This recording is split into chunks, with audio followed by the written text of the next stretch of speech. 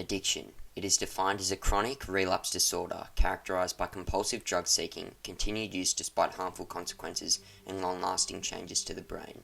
With over 5% of Australians battling from substance abuse addictions, it is crucial that we as a society understand the origins of the disease and the experiences of individuals that suffer from it. Evening, ladies and gentlemen, and welcome back to episode 4 of the 2021 Virtual Festival of Dangerous Ideas podcast, where I'll be addressing to you how society's misunderstanding of drug addiction is perpetuating the addiction crisis. As humans, we have an innate need for connection, intimacy, and love, as they are all core to the human experience. When these inherent feelings are not obtained, individuals are then isolated. In order to escape this alienation, individuals then develop a dependence on drugs and alcohol. Darren Aronofsky's Requiem for a Dream, released in 2000, is a generational film focusing on the deteriorating impacts of drug addiction on an individual's life. But beyond that, Requiem is a reflection of addiction, on the alienation and self-ownership. Continual misuse of drugs has a deteriorating impact on an individual's psychological state, altering brain functionality and triggering a range of mental health issues. Within Requiem for a Dream, the four protagonists suffer from various dependencies, different from each other, but all united by the same moral destiny. There is no less serious dependency than another, but only an incredible desire to feel accepted. Following a 3-act year, the film studies the characters' deterioration through a period of summer, fall, and winter. The hopeful and energetic atmosphere of summer gives way to a bleak and depressing winter as the characters hit rock bottom. The gradual change in mood and tone is hinted through the cinematography and colour palette of the film.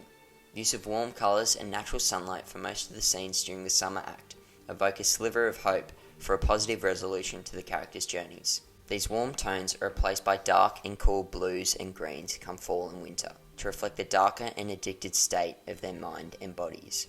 This is best reflected through Sarah's apartment, whose naturally sunlit rooms are transformed to dull and claustrophobic grey-blue spaces as her amphetamine addiction worsens, in turn displaying the degrading impact of each individual's dependence on their lives and how this alters their experience within humanity. It is this comparison to the seasons that Aronofsky is able to characterize addiction as a natural consequence of behavior, rather than a spontaneous and unexpected result of chemical abuse.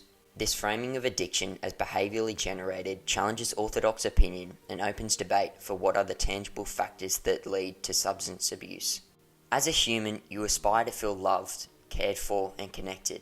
When this aspiration is not fulfilled, then a sense of loneliness and social isolation is inevitable. The impacts of this involuntary seclusion are disastrous on one's psychological state. As Joseph Ross said, solitude vivifies, isolation kills. These impacts are outlined through the cinematography present within Requiem for a Dream.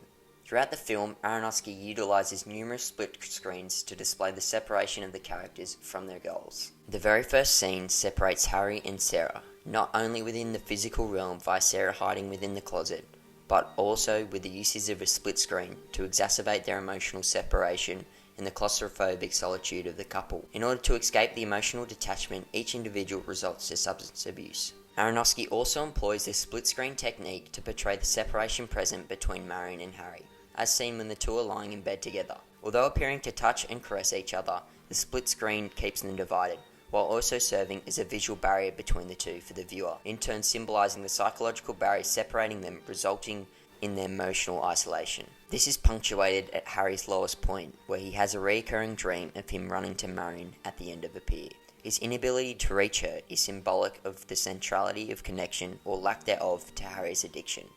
The consequences of the film's protagonist's inability to escape their isolation is symbolised within an alternate montage showing the four protagonists cuddled in the fetal position in their respective beds, while they think back to the past, displaying the psychological vulnerability and thus marking the death of their respective dreams. There is no morality, there is no happy ending. There is only a destructive representation of the dependencies on the contemporary man, condemned to a blind and nihilistic fate of isolation. Requiem for a Dream challenges the conventional perceptions of addiction.